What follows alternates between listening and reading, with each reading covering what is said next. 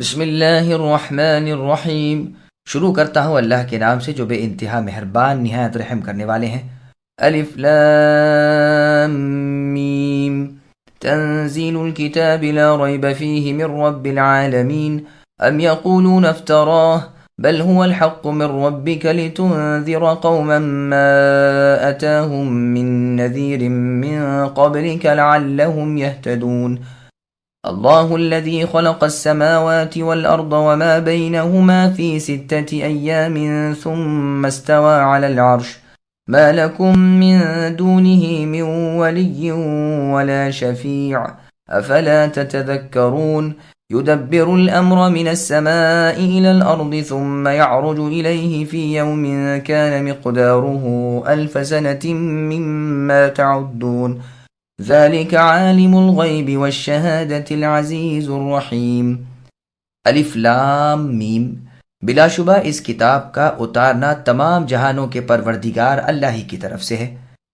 کیا یہ کفار و مشرکین کہتے ہیں کہ اس نے یعنی محمد نے اسے گھڑ لیا ہے؟ نہیں، بلکہ یہ آپ کے رب تعالیٰ کی طرف سے حق ہے، تاکہ آپ اے نبی انہیں ڈرائیے جن کے پاس آپ سے پہلے کوئی ڈرانے والا نہیں آیا، ہو سکتا ہے کہ وہ راہ راست پر آ جائیں۔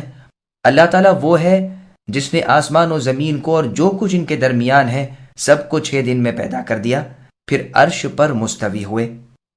تمہارے لیے اللہ کے سوا کوئی مددگار اور سفارشی نہیں، کیا پھر بھی تم نصیحت حاصل نہیں کرتے؟ اللہ تعالیٰ تو وہ ہیں کہ جو آسمان سے زمین کی طرف کاموں کی تدبیر اتارتے ہیں، پھر ایک ہی دن میں اللہ کی طرف چڑھ جاتے ہیں، جس کا اندازہ تمہاری گنتی کے 1000 سال کے برابر ہے۔ یہی ہے چھپے کھلے کے جاننے والے، زبردست غالب، بہت ہی مہربان۔ سامعین، اس سورت کی فضیلت نیز اس کی تفسیر سماعت کیجیے۔ سورہ سجدہ کی فضیلت۔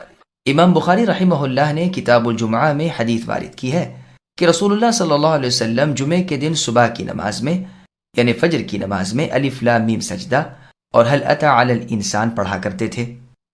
مسند احمد میں ہے کہ رسول اللہ صلی اللہ علیہ وسلم ہمیشہ سونے سے پہلے سورہ الف لام میم سجدہ اور سورہ تبارک الذی بیدہ الملک پڑھ لیا کرتے تھے۔ قرآن حکیم اللہ تعالیٰ کی طرف سے نازل شدہ ہے۔ سورتوں کے شروع میں جو مقطعات حروف ہیں ان کی پوری بحث ہم سورہ بقرہ کی تفسیر کے شروع میں کر چکے ہیں، یہاں دوبارہ بیان کرنے کی ضرورت نہیں۔ یہ کتاب قرآن حکیم بے شک و شبہ اللہ رب العالمین کی طرف سے نازل ہوا ہے۔ مشرکین کا یہ قول غلط ہے کہ رسول اللہ محمد صلی اللہ علیہ وسلم نے خود اسے اپنی طرف سے گھڑ لیا ہے۔ نہیں، یہ تو یقیناً اللہ تعالیٰ کی طرف سے ہے۔ اس لیے اترا ہے کہ رسول اللہ صلی اللہ علیہ وسلم اس قوم کو ڈراوے کے ساتھ آگاہ کر دیں جن کے پاس رسول اللہ سے پہلے کوئی اور پیغمبر نہیں آیا، تاکہ وہ حق کی اتباع کر کے نجات حاصل کر لیں۔ زمین و آسمان کی تخلیق کا تذکرہ۔ تمام چیزوں کے خالق اللہ تعالیٰ ہی ہیں۔ اللہ نے 6 دن میں زمین و آسمان بنائے، پھر عرش پر قرار پکڑا۔ اس کی تفسیر گزر چکی ہے۔ مالک خالق اللہ تعالیٰ ہی ہے، ہر چیز کی نکیل اللہ ہی کے ہاتھ ہے، تدبیریں سب کاموں کی اللہ ہی کرتے ہیں، ہر چیز پر غلبہ اللہ ہی کا ہے۔ اللہ کے سوا مخلوق کا نہ کوئی والی، نہ اللہ کی اجازت کے بغیر کوئی سفارشی۔ اے وہ لوگو جو اللہ کے سوا دوسروں کی عبادت کرتے ہو، دوسروں پر بھروسہ کرتے ہو، کیا تم نہیں سمجھ سکتے کہ اتنی بڑی قدرتوں والے اللہ تعالیٰ کیوں کسی کو اپنا شریک کار بنانے لگے؟ وہ برابری سے، وہ وزیر و مشیر سے، وہ شریک و سہیم سے پاک ہے، منزہ اور مبرہ ہے۔ اللہ کے سوا کوئی معبود برحق نہیں، نہ اللہ کے علاوہ کوئی پالنہار ہے۔ سنن نسائی میں ہے، ابو ہریرہ رضی اللہ عنہ فرماتے ہیں، میرا ہاتھ تھام کر رسول اللہ صلی اللہ علیہ وسلم نے فرمایا، اللہ تعالیٰ نے زمین و آسمان اور ان کے درمیان کی تمام چیزیں پیدا کر کے 7ویں دن عرش پر قیام کیا۔ مٹی ہفتے کے دن بنی، پہاڑ اتوار کے دن، درخت پیر کے دن، برائیاں منگل کے دن، نور 4 شنبے کے دن، جانور جمعرات کے دن۔ آدم علیہ السلام جمعے کے دن عصر کے بعد دن کی آخری گھڑی میں انہیں تمام روئے زمین کی مٹی سے پیدا کیا، جس میں سرخ، سیاہ، اچھی بری ہر طرح کی، اسی باعث اولاد آدم بھلی بری ہوئی۔ امام بخاری رحمہ اللہ اسے معلل بتاتے ہیں، فرماتے ہیں اور سند سے مروی ہے کہ ابو ہریرہ رضی اللہ عنہ نے اسے کعب الاحبار سے بیان کیا ہے، اور حضرات محدثین رحمہ اللہ نے بھی اسے معلول بتایا ہے۔ واللہ اعلم۔ اللہ کا حکم ساتوں آسمانوں کے اوپر سے اترتا ہے اور ساتوں زمینوں کے نیچے تک پہنچتا ہے، جیسے سورہ طلاق کی آیت نمبر 12 میں اللہ کا فرمان ہے، اللہ الذی خلق 7 سماوات ومن الارض مثلہن یتنزل الامر بینہن۔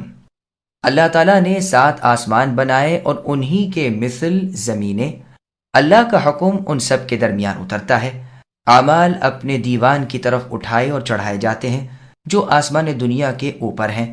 زمین سے آسمان اول 500 سال کے فاصلے پر ہے اور اتنا ہی اس کا دل یعنی گھیراؤ ہے۔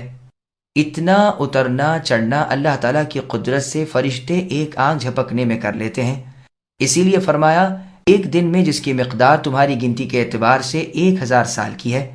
ان امور کے مدبر خود اللہ تعالیٰ ہیں، وہ اپنے بندوں کے اعمال سے باخبر ہیں۔ سب چھوٹے بڑے عمل اللہ کی طرف چڑھتے ہیں۔ وہ غالب ہے جس نے ہر چیز کو اپنا ماتحت کر رکھا ہے۔ کل بندے اور کل گردنیں اللہ کے سامنے جھکی ہوئی ہیں۔ اللہ تعالیٰ اپنے مؤمن بندوں پر بہت ہی مہربان ہے، زبردست ہے اپنی رحمت میں اور رحیم ہے اپنی عزت میں۔ الذي أحسن كل شيء خلقه وبدأ خلق الإنسان من طين ثم جعل نسله من سلالة من ماء مهين ثم سواه ونفخ فيه من روحه وجعل لكم السمع والأبصار والأفئدة قليلا ما تشكرون وقالوا أإذا ضللنا في الأرض أإنا لفي خلق جديد بل هم بلقاء ربهم كافرون قل يتوفاكم ملك الموت الذي وكل بكم ثم إلى ربكم ترجعون۔ اللہ وہ ہے کہ جنہوں نے نہایت خوب بنائی جو چیز بھی بنائی، اور انسان کی بناوٹ مٹی سے شروع کی، پھر اس کی نسل ایک بے وقعت پانی یعنی منی کے خلاصے سے پیدا کی، جسے ٹھیک ٹھاک کر کے اللہ نے اس میں اپنی روح پھونکی یعنی اپنی طرف کی بنائی ہوئی روح۔ اللہ ہی نے تمہارے کان، آنکھیں اور دل بنائے، تم بہت ہی تھوڑا احسان مانتے ہو۔ کہنے لگے، کیا جب ہم زمین میں کھو جائیں گے کیا پھر نئی پیدائش میں آ جائیں گے؟ بات یہ ہے کہ ان لوگوں کو اپنے پروردگار کی ملاقات کا یقین ہی نہیں۔ اے نبی کہہ دیجئے کہ تمہیں موت کا وہ فرشتہ فوت کرے گا جو تم پر مقرر کیا گیا ہے، پھر تم سب اپنے پروردگار کی طرف لوٹائے جاؤ گے۔ سامعین، اب ان آیتوں کی تفسیر سماعت کیجئے۔ اللہ تعالیٰ کی ہر تخلیق شاہکار ہے۔ اللہ تعالیٰ فرماتے ہیں، اللہ تبارک و تعالیٰ نے ہر چیز قرینے سے، بہترین طور سے، بہترین ترکیب پر خوبصورت بنائی ہے۔ ہر چیز کی پیدائش کتنی عمدہ، کیسی مستحکم اور مضبوط ہے۔ آسمان و زمین کی پیدائش کے ساتھ ہی خود انسان کی پیدائش پر غور کرو۔ اس کا شروع دیکھو کہ مٹی سے پیدا ہوا ہے۔ ابو البشر آدم علیہ السلام مٹی سے پیدا ہوئے، پھر ان کی نسل نطفے سے جاری رکھی جو مرد کی پیٹھ اور عورت کے سینے سے نکلتا ہے، پھر اسے یعنی آدم علیہ السلام کو مٹی سے پیدا کرنے کے بعد ٹھیک ٹھاک اور درست کیا اور اس میں اپنے پاس کی روح پھونکی، تمہیں کان، آنکھ، سمجھ عطا فرمائی۔ افسوس کہ پھر بھی تم شکر گزاری میں کثرت نہیں کرتے۔ نیک انجام اور خوش خرم وہ شخص ہے جو اللہ تعالیٰ کی دی ہوئی طاقتوں کو اللہ ہی کی راہ میں خرچ کرتا ہے۔ جل شأنہ وعز اسمہ، اللہ تعالیٰ کی شان بھی بڑی نرالی اور عظیم ہے، اور اللہ تعالیٰ کا نام بھی بڑا باعزت ہے اور صفات بھی بہت بلند ہے۔ موت کے فرشتے سے ملاقات۔ کفار کا عقیدہ ان آیتوں میں بیان ہو رہا ہے کہ وہ مرنے کے بعد جینے کے قائل نہیں، اور اسے وہ محال جانتے ہیں، اور کہتے ہیں کہ جب ہمارے ریزے ریزے جدا ہو جائیں گے اور مٹی میں مل کر مٹی ہو جائیں گے، پھر بھی ہم نئے سرے سے بنائے جا سکتے ہیں۔ افسوس، یہ لوگ اپنے اوپر اللہ تعالیٰ کو بھی قیاس کرتے ہیں اور اپنی محدود قدرت پر اللہ تعالیٰ کی نامعلوم قدرت کا اندازہ کرتے ہیں۔ مانتے ہیں، جانتے ہیں کہ اللہ تعالیٰ نے اول یعنی پہلی بار پیدا کیا ہے۔ تعجب ہے کہ پھر دوبارہ پیدا کرنے پر اللہ تعالیٰ کو قدرت کیوں کر حاصل نہیں، اور کیوں اللہ کو قادر نہیں مانتے، حالانکہ اللہ کا تو صرف فرمان چلتا ہے، جہاں کہا یوں ہو جا وہیں وہ ہو گیا۔ اسی لیے فرما دیا کہ انہیں اپنے پروردگار کی ملاقات سے انکار ہے۔ اس کے بعد کی آیت میں فرمایا کہ ملک الموت یعنی موت کا فرشتہ جو تمہاری روح کے قبض کرنے پر مقرر ہیں تمہیں فوت کر دیں گے۔ اس آیت سے بظاہر تو یہی معلوم ہوتا ہے کہ ملک الموت ایک فرشتے کا لقب ہے۔ چنانچہ تفسیر ابن جریر طبری میں ہے کہ برا رضی اللہ عنہ کی وہ حدیث جس کا بیان سورہ ابراہیم میں گزر چکا ہے اس سے بھی پہلی بات یہی سمجھ میں آتی ہے، اور بعض آثار میں ان کا نام عزرائیل بھی ہے اور یہی مشہور ہے۔ ہاں، ان کے ساتھ کام کرنے والے اور فرشتے بھی ہیں جو جسم سے روح کو نکالتے ہیں اور نرخرے تک پہنچ جانے کے بعد ملک الموت اسے لے لیتے ہیں۔ ان کے لیے زمین سمیٹ دی گئی ہے اور ایسی ہے جیسے ہمارے سامنے کوئی تشتری رکھی ہوئی ہو کہ جو چاہا اٹھا لیا۔ مجاہد رحمہ اللہ فرماتے ہیں، ہر دن ہر گھر پر ملک الموت 2 دفعہ آتے ہیں۔ کعب الاحبار رحمہ اللہ اس کے ساتھ ہی یہ بھی فرماتے ہیں کہ ہر دروازے پر ٹھہر کر دن بھر میں 7 مرتبہ نظر مارتے ہیں کہ اس میں کوئی وہ تو نہیں جس کی روح نکالنے کا حکم ہو چکا ہو۔ پھر قیامت کے دن سب کا لوٹنا اللہ تعالیٰ کی طرف ہے۔ قبروں سے نکل کر میدان محشر میں اللہ تعالیٰ کے سامنے حاضر ہو کر اپنی اپنی کرنی کا پھل پائیں گے۔ نیکوں کو ان کی نیکی کا بھرپور صلہ ملے گا اور بدوں کو ان کی بدی کی سزا دی جائے گی۔ وَلَوْ تَرَىٰ إِذِ الْمُجْرِمُونَ نَاكِسُو رُءُوسِهِمْ عِندَ رَبِّهِمْ رَبَّنَا أَبْصَرْنَا وَسَمِعْنَا فَارْجِعْنَا نَعْمَلْ صَالِحًا إِنَّا مُوقِنُونَ وَلَوْ شِئْنَا لَآتَيْنَا كُلَّ نَفْسٍ هُدَاهَا وَلَكِنْ حَقَّ الْقَوْلُ مِنِّي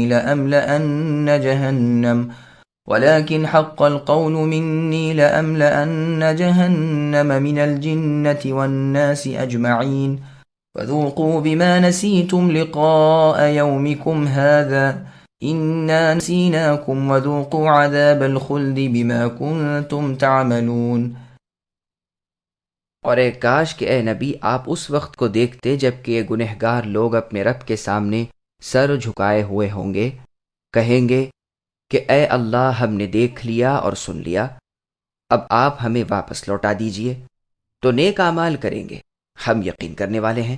اگر ہم چاہتے تو ہر شخص کو ہدایت نصیب فرما دیتے، لیکن میری یہ بات بالکل حق ہو چکی ہے کہ میں ضرور جہنم کو انسانوں اور جنوں سے پر کر دوں گا۔ اب تم اپنے اس دن کی ملاقات کے فراموش کر دینے کا مزہ چکھو، ہم نے بھی تمہیں بھلا دیا، اپنے کیے ہوئے اعمال کی شامت سے ابدی عذاب کا لطف اٹھاؤ۔ سامعین، اب ان آیتوں کی تفصیل سماعت کیجیے۔ روز قیامت گنہگاروں کی حالت زار۔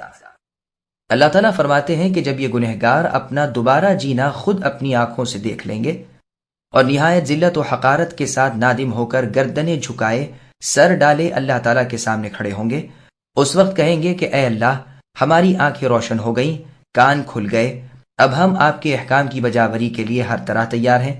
اس دن خوب سوچ سمجھ والے دانا بینا ہو جائیں گے، سب اندھا پن اور بہرا پن جو اس دنیا میں تھا جاتا رہے گا، خود اپنے آپ کو ملامت کرنے لگیں گے اور جہنم میں جاتے ہوئے کہیں گے کہ اگر کانوں اور آنکھوں سے دنیا میں کام لیتے تو آج جہنمی نہ بنتے۔ اب اللہ تعالیٰ سے عرض کریں گے کہ ہمیں پھر سے دنیا میں بھیج دیجئے تو ہم نیک اعمال کر آئیں۔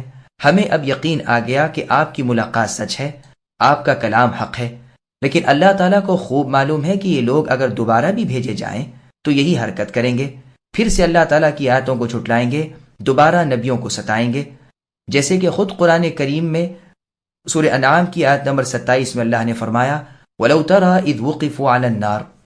اسی لیے یہاں اللہ تعالیٰ فرماتے ہیں کہ اگر ہم چاہتے تو ہر شخص کو ہدایت دے دیتے، جیسے فرمان ہے اگر اے نبی آپ کے رب تعالیٰ چاہتے تو زمین کا ایک ایک رہنے والا مؤمن بن جاتا، لیکن اللہ تعالیٰ کا فیصلہ صادر ہو چکا ہے کہ انسان اور جنات سے جہنم پر ہونی ہے۔ یہ اٹل امر ہے۔ اللہ تعالیٰ کی ذات سے اور اللہ کے پورے کلمات سے ہم اللہ کے تمام عذابوں سے پناہ چاہتے ہیں۔ جہنم والوں سے بطور سرزنش کہا جائے گا کہ اس دن کی ملاقات کی فراموشی کا مزہ چکھو اور اس کے جھٹلانے کا خمیازہ بھگتو۔ اسے محال سمجھ کر تم نے وہ معاملہ کیا کہ جو ایک بھولنے والا کیا کرتا ہے، اب ہم بھی تمہارے ساتھ یہی سلوک کریں گے۔ اللہ تعالیٰ کی ذات حقیقی نسیان اور بھول سے پاک ہے، یہ تو صرف بدلے کے طور پر فرمایا گیا ہے۔ چنانچہ سورہ جاثیہ کی آیت نمبر 34 میں اللہ نے فرمایا اليوم ننساکم کما نسیتم لقاء یومکم ھذا، آج ہم تمہیں بھول جاتے ہیں جیسے تم اس دن کی ملاقات کو بھولے بیٹھے تھے۔ اپنے کفر و تکذیب کی وجہ سے اب دائمی عذاب کا مزہ اٹھاؤ۔ اور سورہ نبا کی آیت نمبر 24 میں اللہ نے فرمایا لا يذوقون فيها بردا ولا شرابا، یعنی وہاں یہ کفار و مشرکین ٹھنڈک اور پانی نہ چکھیں گے سوائے گرم پانی اور لہو پیپ کے اور کچھ نہ ہوگا۔ إنما يؤمن بآياتنا الذين إذا ذكروا بها خروا سجدا وسبحوا بحمد ربهم وهم لا يستكبرون تتجافى جنوبهم عن المضاجع يدعون ربهم خوفا وطمعا ومما رزقناهم ينفقون فلا تعلم نفس ما أخفي لهم من قرة أعين جزاء بما كانوا يعملون۔ بے شک ہماری آیتوں پر وہی ایمان لاتے ہیں جنہیں جب کبھی ان سے نصیحت کی جاتی ہے تو وہ سجدے میں گر پڑتے ہیں اور اپنے رب تعالیٰ کی حمد کے ساتھ اللہ کی تسبیح پڑھتے ہیں اور تکبر سے الگ تھلگ رہتے ہیں۔ ان کی کروٹیں اپنے بستروں سے الگ رہتی ہیں، اپنے رب تعالیٰ کو خوف اور امید کے ساتھ پکارتے رہتے ہیں، اور جو کچھ ہم نے انہیں دے رکھا ہے وہ خرچ کرتے رہتے ہیں۔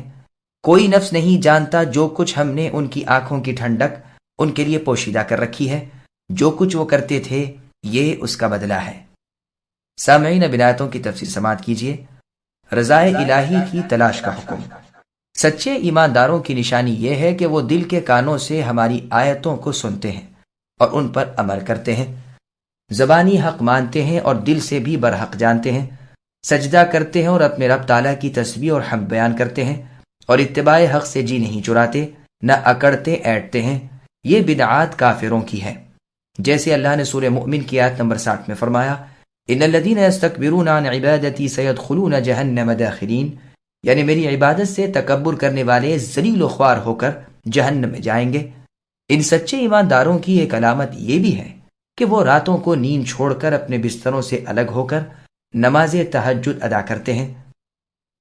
مغرب و عشاء کے درمیان کی نماز بھی بعضوں نے مراد لی ہے، کوئی کہتا ہے مراد اس سے عشاء کی نماز کا انتظار ہے، اور قول ہے کہ عشاء کی اور صبح کی نماز باجماعت اس سے مراد ہے۔ وہ اللہ تعالیٰ سے دعائیں کرتے ہیں، اللہ کے عذابوں سے نجات پانے کے لیے اور اللہ کی نعمتیں حاصل کرنے کے لیے، ساتھ ہی صدقہ خیرات بھی کرتے رہتے ہیں، اپنی حیثیت کے مطابق راہ رب میں دیتے رہتے ہیں۔ وہ نیکیاں بھی کرتے ہیں جن کا تعلق انہی کی ذات سے ہے، اور وہ نیکیاں بھی ہاتھ سے جانے نہیں دیتے جن کا تعلق دوسروں سے ہے۔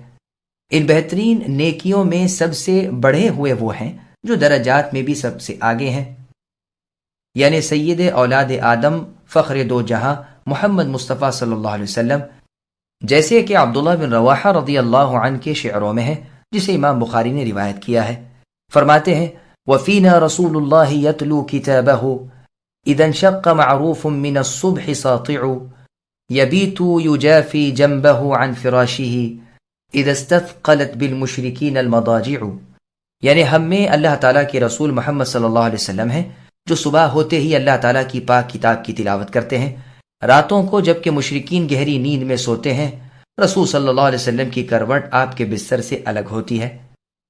مسند احمد میں ہے کہ رسول اللہ صلی اللہ علیہ وسلم فرماتے ہیں، اللہ تعالیٰ دو شخصوں سے بہت ہی خوش ہوتے ہیں، ایک تو وہ جو رات کو میٹھی نیند سویا ہوا ہے لیکن دفعتاً اپنے رب تعالیٰ کی نعمتیں اور اس کی سزائیں یاد کر کے اٹھ بیٹھتا ہے، اپنے نرم و گرم بستر کو چھوڑ کر میرے سامنے کھڑا ہو کر نماز شروع کر دیتا ہے۔ دوسرا وہ شخص جو ایک غزوے میں ہے، کافروں سے لڑتے لڑتے مسلمانوں کا پاسا کمزور پڑ جاتا ہے، لیکن یہ شخص یہ سمجھ کر بھاگنے میں اللہ تعالیٰ کی ناراضگی ہے اور آگے بڑھنے میں رب تعالیٰ کی رضامندی ہے، میدان کی طرف لوٹتا ہے اور کافروں سے جہاد کرتا ہے، یہاں تک کہ اپنا سر اللہ کے نام پر قربان کر دیتا ہے۔ اللہ تعالیٰ فخر سے اپنے فرشتوں کو اسے دکھاتے ہیں اور ان کے سامنے اس کے عمل کی تعریف کرتے ہیں۔ مسند احمد میں ہے، معاذ بن جبل رضی اللہ عنہ فرماتے ہیں، میں نبی صلی اللہ علیہ وسلم کے ساتھ ایک سفر میں تھا، صبح کے وقت میں آپ کے قریب ہی چل رہا تھا، میں نے پوچھا، اللہ کے پیغمبر مجھے کوئی ایسا عمل بتلائیے جو مجھے جنت میں پہنچا دے اور جہنم سے الگ کر دے۔ رسول اللہ نے فرمایا، تم نے سوال تو بڑے کام کا کیا، لیکن اللہ تعالیٰ جس پر آسان کر دے اس پر بہت سہل اور آسان ہے۔ سنو، تم اللہ تعالیٰ کی عبادت کرتے رہو، اللہ کے ساتھ کسی کو شریک نہ کرو، نمازوں کی پابندی کرو، رمضان کے روزے رکھو، بیت اللہ کا حج کرو، زکوٰۃ ادا کرتے رہو۔ آؤ اب میں تمہیں بھلائیوں کے دروازے بتلاؤں۔ روزہ ڈھال ہے، صدقہ گناہوں کو معاف کر دیتا ہے، اور انسان کی آدھی رات کی نماز۔ پھر رسول اللہ صلی اللہ علیہ وسلم نے آیت تتجافا کی یعملون تک تلاوت فرمائی۔ پھر فرمایا اب میں تمہیں اس امر کے سر، اس کے ستون اور اس کی کوہان کی بلندی بتلاؤں۔ اس تمام کام کا سر تو اسلام ہے، اس کا ستون نماز ہے، اس کے کوہان کی بلندی اللہ تعالیٰ کی راہ میں جہاد کرنا ہے۔ پھر فرمایا اب میں تمہیں ان تمام کاموں کے سردار کی خبر دوں۔ پھر اپنی زبان پکڑ کر فرمایا اسے روکے رکھو۔ میں نے کہا کیا ہم اپنی بات چیت پر بھی پکڑے جائیں گے؟ رسول اللہ نے فرمایا اے معاذ افسوس ہے تم پر، تمہیں یہ معلوم نہیں ہے کہ انسان کو اوندھے منہ جہنم میں ڈالنے والی چیز تو اس کی زبان کے کنارے ہی ہیں۔ یہ روایت سنن ابن ماجہ اور سنن نسائی الکبریٰ میں بھی ہے۔ یہی حدیث کئی سندوں سے مروی ہے۔ ایک روایت میں یہ بھی ہے کہ اس آیت تتجافا کو پڑھ کر رسول اللہ نے فرمایا اس سے مراد بندے کا رات کی نماز پڑھنا ہے۔ اور روایت میں ہے رسول اللہ کا یہ فرمان مروی ہے کہ انسان کا آدھی رات کو قیام کرنا، پھر رسول اللہ کا اسی آیت کو تلاوت فرمانا مروی ہے۔ ایک حدیث میں ہے کہ قیامت کے دن جب کہ اول کو معلوم ہو جائے گا کہ سب سے زیادہ ذی عزت اللہ تعالیٰ کے نزدیک کون ہے، پھر لوٹ کر آواز لگائے گا کہ تہجد گزار لوگ اٹھ کھڑے ہوں، اور اس آیت کی تلاوت فرمائے گا تو یہ لوگ اٹھ کھڑے ہوں گے اور گنتی میں بہت کم ہوں گے۔ بلال رضی اللہ عنہ فرماتے ہیں کہ جب آیت اتری ہم لوگ مجلس میں بیٹھے تھے اور بعض صحابہ رضی اللہ عنہم کو مغرب کے بعد سے لے کر عشاء تک نماز میں مشغول رہتے تھے، بس یہ آیت نازل ہوئی۔ اس حدیث کی یہی ایک سند ہے۔ پھر آگے اللہ فرماتے ہیں ان کے لیے جنت میں کیا کیا نعمتیں ہیں اور لذتیں پوشیدہ بنا رکھی ہیں، اس کا کسی کو علم نہیں۔ چونکہ یہ لوگ بھی پوشیدہ طور پر عبادت کرتے تھے، اسی طرح ہم نے بھی پوشیدہ طور پر ان کی آنکھوں کی ٹھنڈک اور ان کے دل کا سکھ تیار کر رکھا ہے، جو نہ کسی آنکھ نے دیکھا نہ کسی دل پر خیال گزرا۔ بخاری کی حدیث قدسی میں ہے اللہ تعالیٰ فرماتے ہیں کہ میں نے اپنے نیک بندوں کے لیے وہ رحمتیں اور نعمتیں مہیا کر رکھی ہیں جو نہ کسی آنکھ کے دیکھنے میں آئی، نہ کسی کان کے سننے میں، نہ کسی کے دل کے سوچنے میں۔ اس حدیث کو بیان فرما کر ابو ہریرہ رضی اللہ عنہ راوی حدیث نے کہا قرآن کی اس آیت کو پڑھ لو فلا تعلم نفس الی آخر۔ اس روایت میں قرتی کے بجائے قرات پڑھنا بھی مروی ہے۔ صحیح مسلم میں رسول اللہ صلی اللہ علیہ وسلم کا فرمان ہے کہ جنت کی نعمتیں جسے ملیں وہ کبھی بھی بے نعمت نہیں ہونے کا۔ ان کے کپڑے پرانے نہ ہوں گے، ان کی جوانی ڈھلے گی نہیں۔ ان کے لیے جنت میں وہ ہے جو نہ کسی آنکھ نے دیکھا، نہ کسی کان نے سنا، نہ کسی انسان کے دل پر ان کا وہم و گمان ہوا۔ صحیح مسلم ہی میں ہے کہ رسول اللہ صلی اللہ علیہ وسلم نے جنت کا وصف بیان کرتے ہوئے آخر میں یہی فرمایا، اور پھر یہ آیت تتجافا سے یعملون تک تلاوت فرمائی۔ حدیث قدسی میں ہے اللہ تعالیٰ نے فرمایا میں نے اپنے بندوں کے لیے ایسی نعمتیں تیار کی ہیں جو نہ آنکھوں نے دیکھی ہیں نہ کانوں نے سنی ہیں، بلکہ اندازے میں بھی نہیں آ سکتی۔ صحیح مسلم میں ہے رسول اللہ صلی اللہ علیہ وسلم نے فرمایا کہ موسیٰ علیہ السلام نے اللہ رب العالمین عز و جل سے عرض کیا کہ اے باری تعالیٰ ادنا جنتی کا درجہ کیا ہے؟ جواب ملا کہ ادنا جنتی وہ شخص ہے جو کل جنتیوں کے جنت میں چلے جانے کے بعد آئے گا۔ اس سے کہا جائے گا جنت میں داخل ہو جاؤ، وہ کہے گا اے اللہ کہاں جاؤں؟ ہر ایک نے اپنی جگہ پر قبضہ کر لیا ہے اور اپنی چیزیں سنبھال لی ہیں۔ اس سے کہا جائے گا کہ کیا تو اس پر خوش ہے کہ تیرے لیے اتنا ہو جتنا دنیا کے کسی بہت بڑے بادشاہ کے پاس تھا؟ وہ کہے گا پروردگار میں اس پر خوش ہوں۔ اللہ تعالیٰ فرمائیں گے تیرے لیے اتنا ہے اور اتنا ہی اور اتنا ہی اور اتنا ہی اور اتنا ہی اور 5 گنا۔ یہ کہے گا بس بس اے میں اللہ میں راضی ہو گیا۔ اللہ تعالیٰ فرمائیں گے یہ سب ہم نے تجھے دیا اور اس کا 10 گنا اور بھی دیا، اور بھی جس چیز کو تیرا دل چاہے اور جس سے تیری آنکھیں ٹھنڈی رہیں۔ یہ کہے گا میرے پروردگار میری تو باچھیں کھل گئیں، جی خوش ہو گیا۔ موسیٰ علیہ السلام نے کہا پھر اے اللہ اعلیٰ درجے کے جنتی کی کیا کیفیت ہے؟ فرمایا یہ وہ لوگ ہیں جن کی خاطر و مدارت کی کرامت میں نے اپنے ہاتھ سے بوئی اور اس پر اپنی مہر لگا دی، پھر نہ تو وہ کسی کے دیکھنے میں آئی، نہ کسی کے سننے میں، نہ کسی کے خیال میں۔ اس کا مصداق اللہ تعالیٰ کی کتاب میں یہ آیت ہے فلا تعلم نفس۔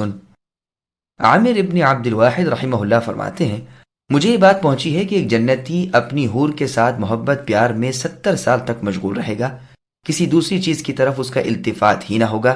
پھر جو دوسری طرف التفات ہوگا تو دیکھے گا کہ پہلی سے بہت زیادہ خوبصورت اور نورانی شکل کی ایک اور حور ہے، وہ اسے اپنی طرف متوجہ دیکھ کر خوش ہو کر کہے گی کہ اب میری مراد بھی پوری ہوگی۔ یہ کہے گا کہ تو کون ہے؟ وہ جواب دے گی میں مزید میں سے ہوں۔ اب یہ سراپا اس کی طرف متوجہ ہو جائے گا، پھر 70 سال تک دوسری طرف دیکھے گا بھی نہیں۔ اتنی مدت کے بعد پھر جو اس کا التفات اور جانب ہوگا تو دیکھے گا کہ اس سے بھی اچھی ایک اور حور ہے۔ وہ کہے گی اب وقت آ گیا کہ آپ میں میرا حصہ بھی ہو۔ یہ پوچھے گا تم کون ہو؟ وہ جواب دے گی میں ان میں سے ہوں جن کی نسبت اللہ تعالیٰ نے فرمایا ہے کوئی نہیں جانتا کہ ان کے لیے اللہ تعالیٰ نے ان کی آنکھوں کی کیا کیا ٹھنڈک چھپا رکھی ہے۔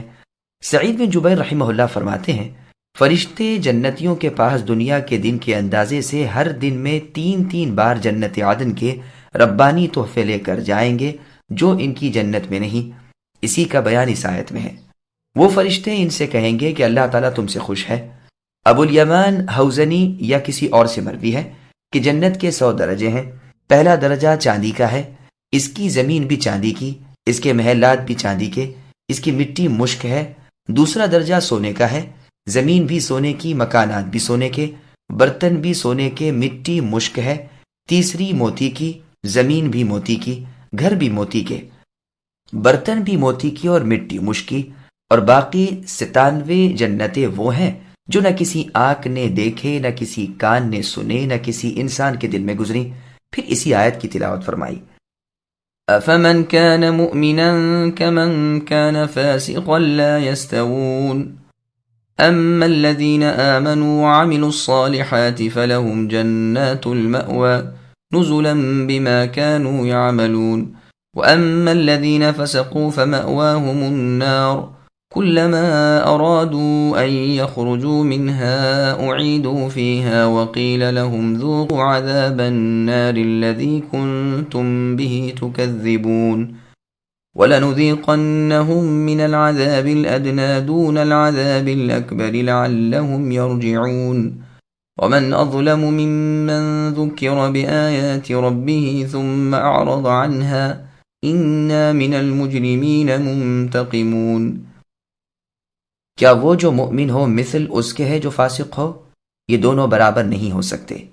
جن لوگوں نے ایمان قبول کیا اور نیک اعمال بھی کیے ان کے لیے ہمیشگی والی جنتیں ہیں، مہمانداری ہے ان کے اعمال کے بدلے جو وہ کرتے تھے۔ لیکن جن لوگوں نے حکم عدولی کی ان کا ٹھکانہ دوزخ ہے، جب کبھی اس سے باہر نکلنا چاہیں گے اسی میں لوٹا دیے جائیں گے اور کہہ دیا جائے گا کہ اپنے جھٹلانے کے بدلے آگ کا عذاب چکھو۔ بالیقین ہم انہیں قریب کے چھوٹے سے بعض عذاب اس بڑے عذاب سے پہلے اس کے سوا بھی چکھائیں گے تاکہ وہ لوٹ آئیں۔ اس سے بڑھ کر ظالم کون ہے جسے اللہ تعالیٰ کی آیتوں سے واعظ کیا گیا پھر بھی اس نے ان سے منہ پھیر لیا۔ یقین مانو کہ ہم بھی گنہگاروں سے انتقام لینے والے ہیں۔ سامعین اب آیتوں کی تفسیر سماعت کیجیے۔ مؤمن اور فاسق برابر نہیں۔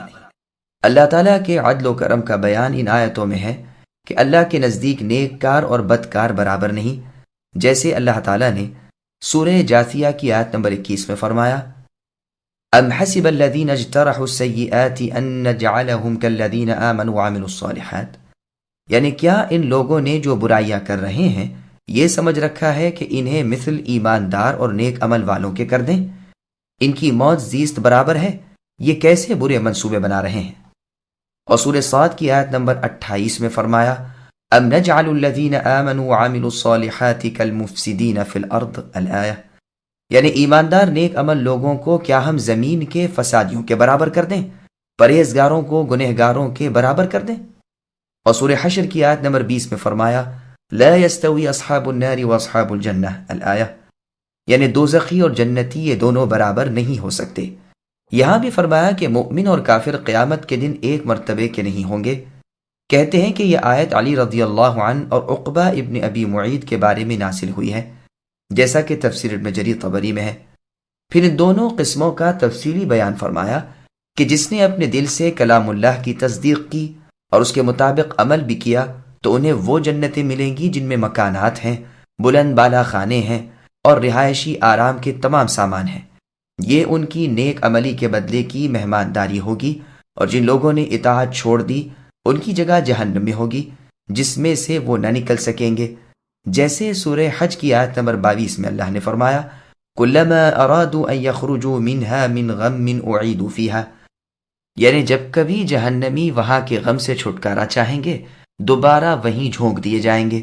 فضیل ابن عیاض رحمہ اللہ فرماتے ہیں واللہ ان جہنمیوں کے ہاتھ پاؤں بندھے ہوئے ہوں گے، آگ کے شعلے انہیں اوپر نیچے لے جا رہے ہوں گے، فرشتے انہیں سزائیں دے رہے ہوں گے اور جھڑک کر فرماتے ہوں گے کہ اس جہنم کے عذاب کا لطف اٹھاؤ جسے تم جھوٹا جانتے تھے۔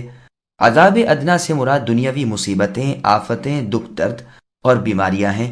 یہ اس لیے ہوتی ہیں کہ انسان ہوشیار ہو جائے اور اللہ تعالیٰ کی طرف جھک جائے اور بڑے عذابوں سے نجات حاصل کر لے۔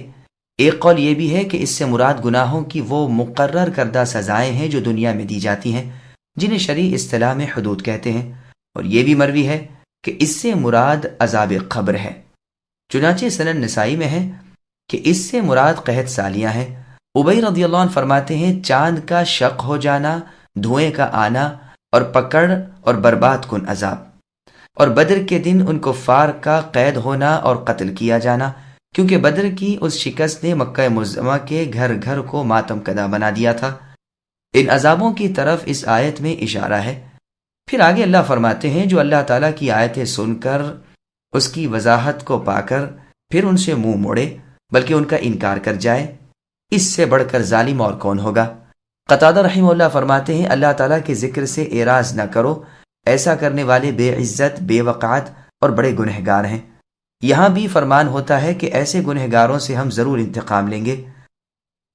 وَلَقَدْ آتَيْنَا مُوسَى الْكِتَابَ فَلَا تَكُنْ فِي مِرْيَةٍ مِّن لِقَائِهِ وَجَعَلْنَاهُ هُدًى لِبَنِي إِسْرَائِيلَ وَجَعَلْنَا مِنْهُمْ أَئِمَّةً يَهْدُونَ بِأَمْرِنَا لَمَّا صَبَرُوا وَكَانُوا بِآيَاتِنَا يُوقِنُونَ إِنَّ رَبَّكَ هُوَ يَفْصِلُ بَيْنَهُمْ يَوْمَ الْقِيَامَةِ فِيمَا كَانُوا فِيهِ يَخْتَلِفُونَ۔ اور بے شک ہم نے موسیٰ علیہ السلام کو کتاب دی، پس اے نبی آپ کو موسیٰ کی ملاقات میں شک نہ کرنا چاہیے، اور ہم نے انہیں بنی اسرائیل کی ہدایت کا ذریعہ بنایا، اور ہم نے ان میں سے چونکہ ان لوگوں نے صبر کیا تھا ایسے پیشوا بنائے جو ہمارے حکم سے لوگوں کو ہدایت کرتے تھے اور تھے بھی وہ ہماری آیتوں پر یقین رکھتے۔ آپ کے رب تعالیٰ اے نبی ان سب کے درمیان ان تمام باتوں کا فیصلہ قیامت کے دن کریں گے جن میں یہ اختلاف کر رہے ہیں۔ سامعین اب آیتوں کی تفصیل سماعت کیجیے۔ معراج کی رات نبی صلی اللہ علیہ وسلم کی موسیٰ علیہ السلام سے ملاقات۔ اللہ تعالیٰ فرماتے ہیں کہ ہم نے موسیٰ علیہ السلام کو کتاب یعنی تورات دی، تو اے نبی آپ ان کی ملاقات کے بارے میں شک و شبہ میں نہ رہیں۔ قتادہ رحمہ اللہ فرماتے ہیں یعنی معراج والی رات میں۔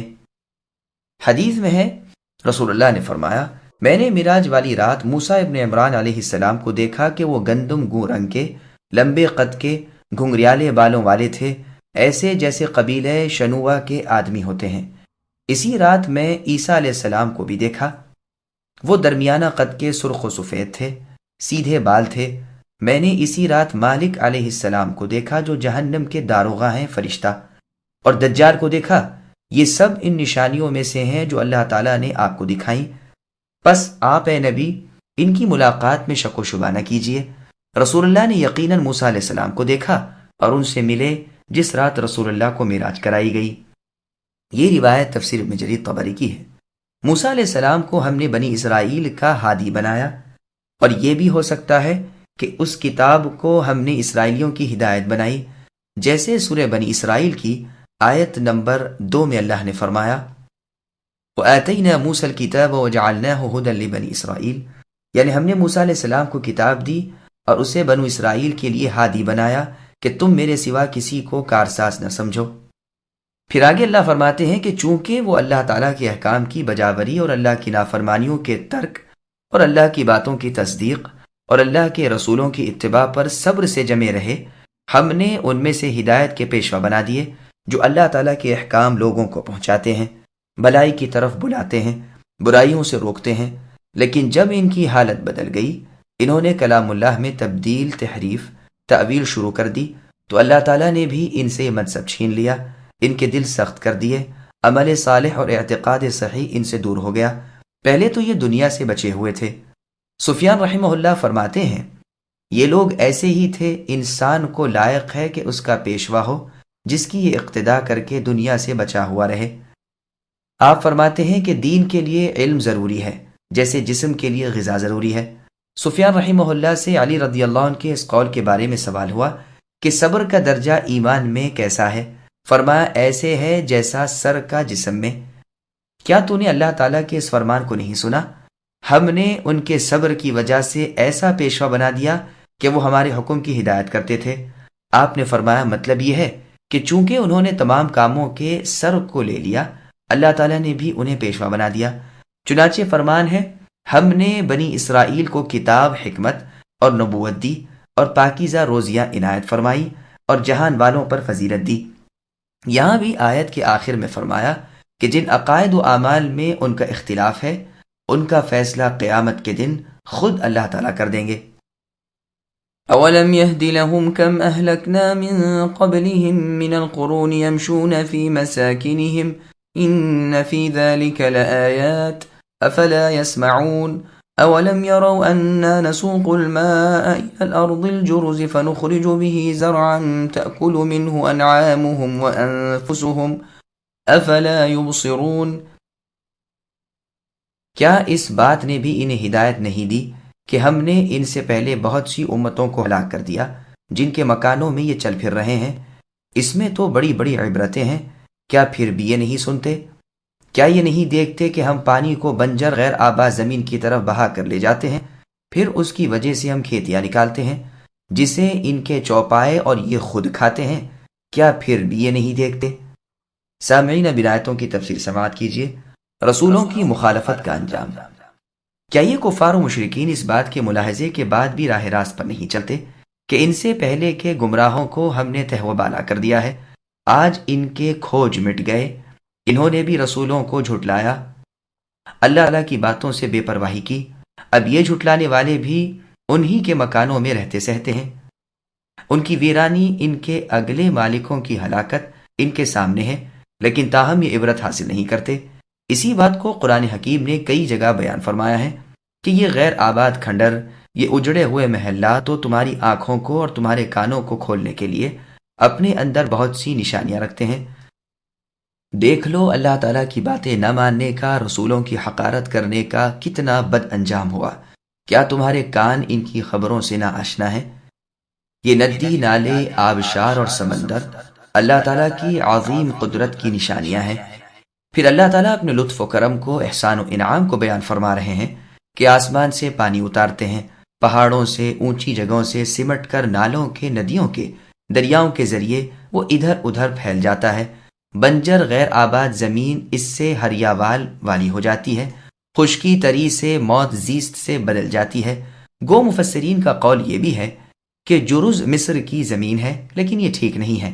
ہاں مصر میں بھی ایسی زمین ہو تو ہو، آیت میں مراد تمام وہ حصے ہیں جو سوکھ گئے ہوں، جو پانی کے محتاج ہوں، سخت ہو گئے ہوں، زمین پیوست کے مارے پھٹنے لگی ہو۔ بے شک مصر کی زمین بھی ایسی ہے، دریائے نیل سے وہ سیراب کی جاتی ہے، حبش کے بارشوں کا پانی اپنے ساتھ سرخ رنگ کی مٹی کو بھی گھسیٹتا جاتا ہے، اور مصر کی زمین جو شور آور ریتیلی ہے وہ اس پانی اور اس مٹی سے کھیتی کے قابل بن جاتی ہے، اور ہر سال ہر فصل کا غلہ تازہ پانی سے انہیں میسر آتا ہے جو ادھر ادھر کا ہوتا ہے۔ اس حکیم و کریم، منان و رحیم اللہ تعالیٰ کی یہ سب مہربانیاں ہیں، اللہ ہی کی ذات قابل تعریف ہے۔ اسی آیت کے مضمون کی آیت سورہ عبس کی آیت نمبر 24 بھی ہے، فَلْيَنظُرِ الْإِنسَانُ إِلَىٰ طَعَامِهِ الآیات، یعنی انسان اپنی غذا کو دیکھے تو صحیح کہ ہم نے بارش اتاری اور زمین پھاڑ کر اناج اور پھل پیدا کیے۔ اسی طرح یہاں بھی فرمایا، کیا یہ لوگ اسے نہیں دیکھتے؟ ابن عباس رضی اللہ عنہما فرماتے ہیں، جرز وہ زمین ہے جس پر بارش کا کافی پانی برستا ہے، پھر نالوں اور نہروں کے پانی سے وہ سیراب ہوتی ہے۔ مجاہد رحمہ اللہ فرماتے ہیں یہ زمین یمن میں ہے۔ حسن رحمہ اللہ فرماتے ہیں ایسی بستیاں یمن اور شام میں ہیں۔ ابن زید رحمہ اللہ وغیرہ کا قول ہے یہ وہ زمین ہے جس میں پیداوار نہ ہو اور غبار آلودہ ہو۔ اسی بات کو اللہ نے سورہ یاسین کی آیت نمبر 33 میں بیان فرمایا، وَآیَةٌ لَهُمُ الْأَرْضُ الْمَيْتَةُ الآیہ، ان کے لیے مردہ زمین بھی ایک نشانی ہے جسے ہم زندہ کر دیتے ہیں۔ وَيَقُولُونَ مَتَى هَذَا الْفَتْحُ إِن كُنتُمْ صَادِقِينَ قل يوم الفتح لا ينفع الذين كفروا إيمانهم ولا هم ينظرون فأعرض عنهم وانتظر إنهم منتظرون۔ اور کہتے ہیں کہ یہ فیصلہ کب ہوگا؟ اگر تم سچے ہو تو بتلاؤ۔ اے نبی نے جواب دیجئے کہ فیصلے والے دن ایمان لانا بے ایمانوں کو کچھ کام نہ آئے گا اور نہ انہیں ڈھیل دی جائے گی۔ اب تو ان کا خیال بھی اے نبی چھوڑ دیجئے اور منتظر رہیے، یہ بھی منتظر ہیں۔ سامعین، اب آیتوں کی تفسیر سماعت کیجئے۔ کافروں کو حکم کے قیامت کا انتظار کرو۔ کافر اعتراضاً کہا کرتے تھے کہ اے نبی، تم جو ہمیں کہا کرتے ہو اور اپنے ساتھیوں کو بھی مطمئن کر دیا ہے کہ تم ہم پر فتح پاؤ گے اور ہم سے بدلے لوگے، وہ وقت کب آئے گا؟ ہم تو مدتوں سے تمہیں مغلوب، زیر اور بے وقات دیکھ رہے ہیں، چھپ رہے ہو، ڈر رہے ہو۔ اگر سچے ہو تو اپنے غلبے کا اور اپنی فتح کا وقت تو بتلاؤ۔ اللہ تعالیٰ فرماتے ہیں کہ جب عذاب الہی آ جائے گا اور جب اللہ کا غصہ اور غضب اتر پڑتا ہے، خواہ دنیا میں ہو خواہ آخرت میں، اس وقت کا نہ ایمان نفع دیتا ہے نہ مہلت ملتی ہے۔ جیسے اللہ تعالیٰ نے سورہ مؤمن کی آیت نمبر 83 میں فرمایا، فَلَمَّا جَاءَتْهُمْ رُسُلُهُمْ بِالْبَيِّنَاتِ الْآیَةِ، یعنی جب ان کے پاس اللہ تعالیٰ کے پیغمبر دلیلیں لے کر آئے تو یہ اپنے پاس کے علم پر نازع ہونے لگے۔ پوری 2 آیتوں تک اس سے فتح مکہ مراد نہیں۔ فتح مکہ کے دن تو رسول اللہ نے کافروں کا اسلام لانا قبول فرمایا تھا اور تقریباً 2000 آدمی اس دن مسلمان ہوئے تھے۔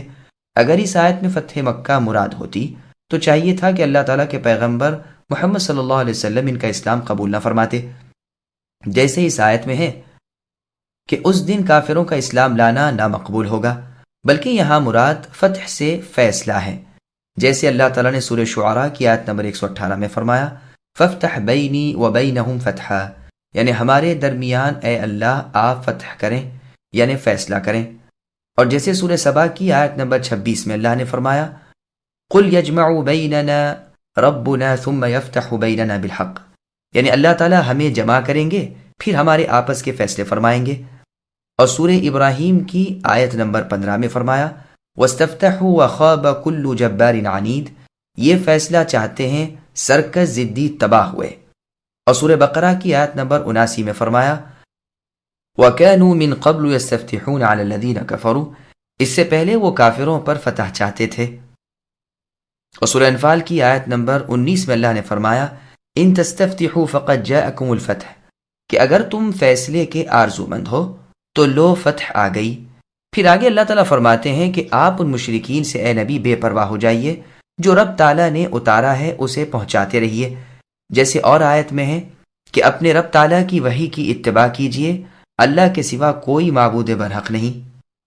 پھر فرمایا، تم اپنے رب تعالیٰ کے وعدوں کو سچا مان لو، اللہ کی باتیں اٹل ہیں، اللہ کے فرمان سچے ہیں، وہ ان قریب آپ کو اے نبی آپ کے مخالفین پر غالب کریں گے۔ اللہ تعالیٰ وعدہ خلافی نہیں کرتے، وہ اس بات سے پاک ہے۔ یہ کفار بھی منتظر ہیں، چاہتے ہیں کہ اے نبی آپ پر کوئی آفت آئے، لیکن ان کی یہ چاہتیں بے سود اور بیکار ہیں۔ اللہ تعالیٰ اپنے والوں کو بھولتے نہیں نہ انہیں چھوڑتے ہیں۔ بھلا جو رب تعالیٰ کے حکام پر جمے رہیں، اللہ تعالیٰ کی باتیں دوسروں کو پہنچائیں، ایسے لوگ اللہ تعالیٰ کی تائید و نصرت سے کیسے محروم کر دیے جائیں؟ یہ جو کچھ آپ پر اے نبی دیکھنا چاہتے ہیں وہ ان پر اترے گا، نکبت و ادبار میں ہائے وائے واویلا میں گرفتار کیے جائیں گے، رب تعالیٰ کے عذابوں کا شکار ہوں گے۔ کہہ دیجئے کہ اللہ تعالیٰ ہمیں کافی ہے اور وہی بہترین کارساز ہے۔